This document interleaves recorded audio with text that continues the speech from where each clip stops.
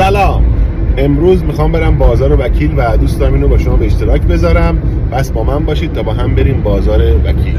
راههای رسیدن به بازار وکیل راههای زیادیه، ولی راه اصلیش اینه که شما از پایین‌تر از میدون شهرداری بین بازار وکیل شمالی و جنوبی وارد بشین و راه بعدش از داوود اصفهان است که از ابتدای بازار وکیل شمالی شروع میشه. خب دوستان، ما برای خیابان بازار وکیل از خیابان طالقانی رفتیم و همونجوری که می‌بینید یه پارکینگ طبقاتی اینجا هست و میتونید ماشینتون راحت پارک کنید. مخصوصا الان که فصل تابستونه و گرمه میتونید ماشین رو تو پارکینگ طبقاتی پارکینگ بزنید. حقیقت اینجا میدون شهرداری میشه که بعدش میرسه به اینجا که بازار وکیل جنوبیه و این قسمت بازار وکیل شمالی و بیشترین تردد از این مسیر هست که میاد داخل و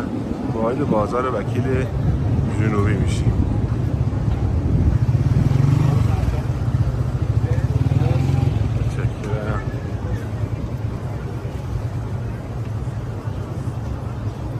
بازار عطاریای زیادی وجود داره که تو بعد به ورود این بوی عطر تمام این دارچین و مواد عطاری شما رو مست میکنه حقیقتا.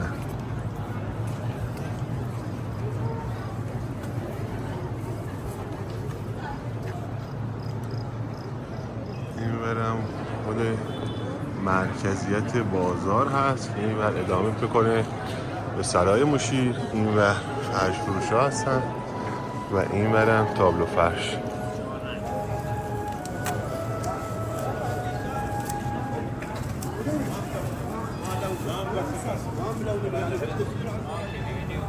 بزرگونا اصلا 24 تا نیست، 24 تا.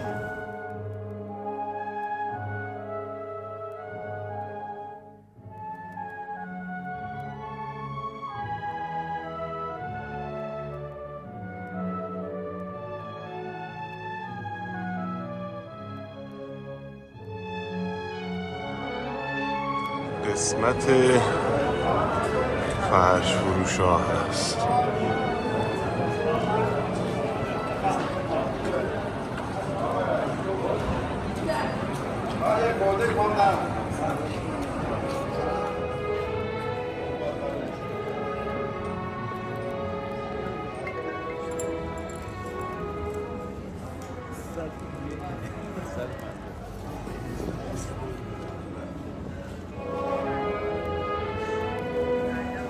میخوای از برات بیارم؟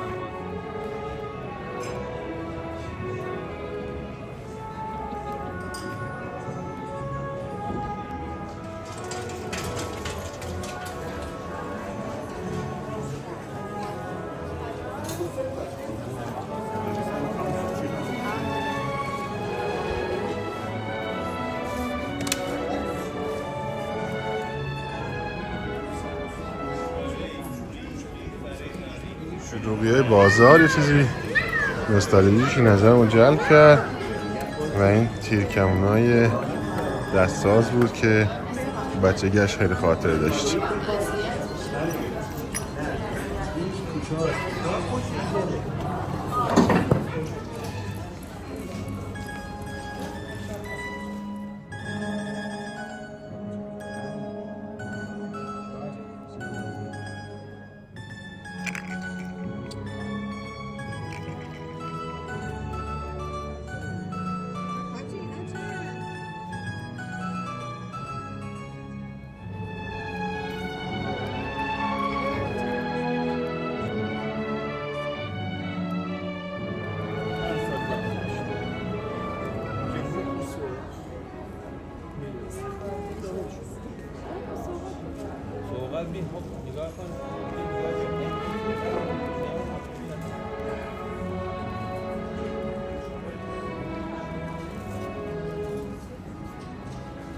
اون ساعت معروفی که تو بازار هست و چیزی که هست چند مدت پیش بازار آتش سوزی شد و این سقف‌ها سیاه شدن.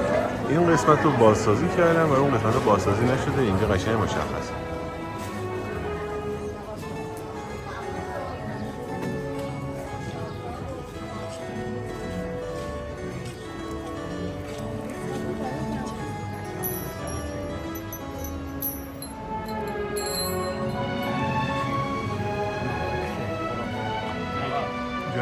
ما برای نهار اومدیم برای خانه فرهامی و اینجا کوچه 36.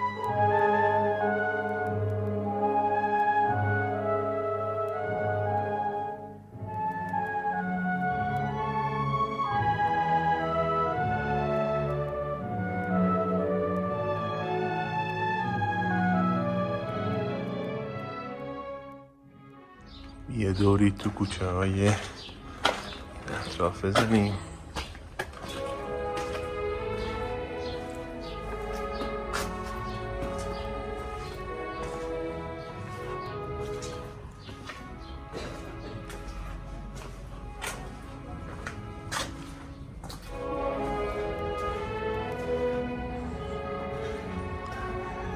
اینجا وای میسند و عکسای خوشگل میگیرن.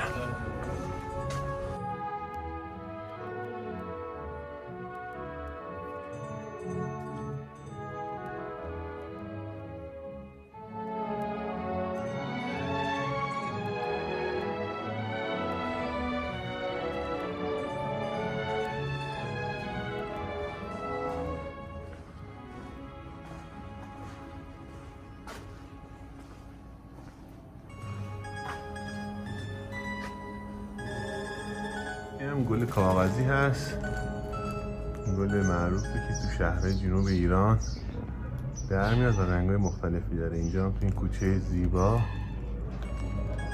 اومده. تو این کوچه که اومدیم اینجا رسیدیم خانه بهرامی. اینم بیرونشه.